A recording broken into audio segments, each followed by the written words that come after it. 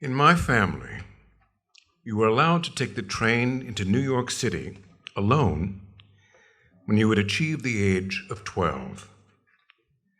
Because you had reached the age of reason and responsibility,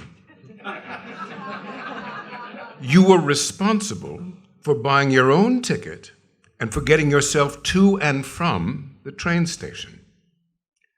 All year long, I waited anxiously to turn 12. And on the autumn afternoon that I did turn 12, I rode my bike through the woods to the train station, and I bought a round-trip ticket.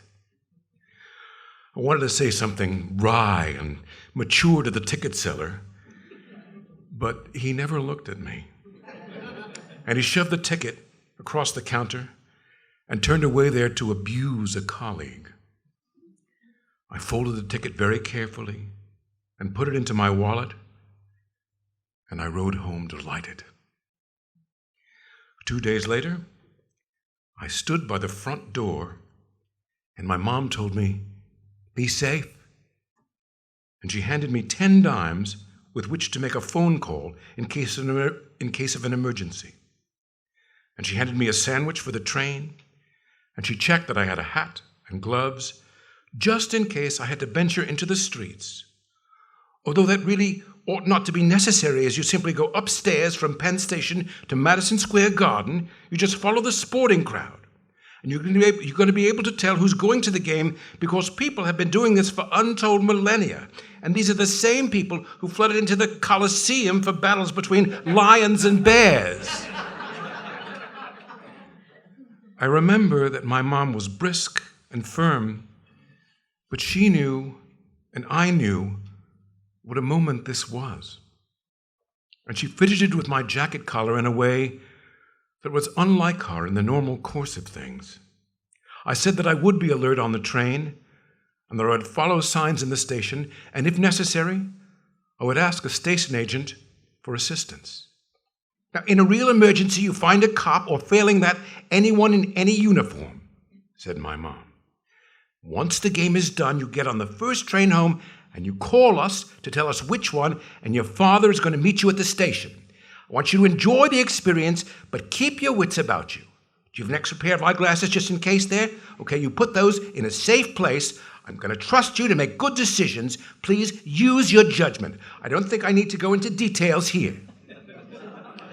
Make us proud of your responsible behavior. Oh, God, you need a new winter coat. Why people pay good money to watch elongated men running up and down in bright satin clothing is a total mystery to me. Can't believe you're actually 12. Like a minute ago you were 4 and you were talking to the birds. Look, don't forget to tell us your return train, all right? You'd better stop fiddling about and go ahead, get to the train. I'm going to assume that you have a clean handkerchief. Go, go!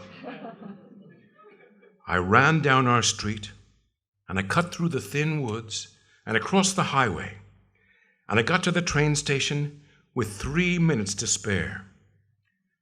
I could hear the train coming from the east end of the island.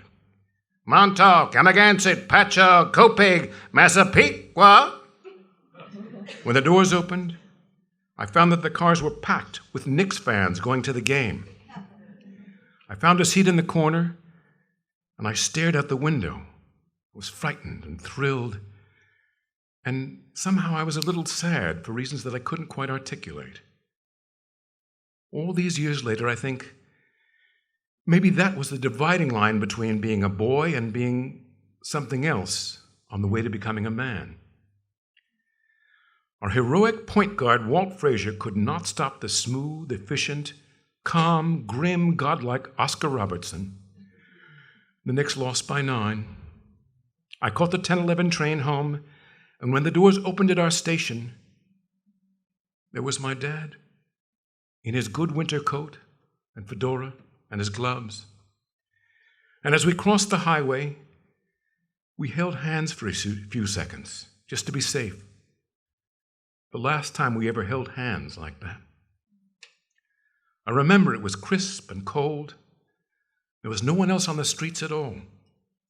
As we walked through the thin woods, the leaves and duff underfoot cracked a little bit from the very first frost. of the year.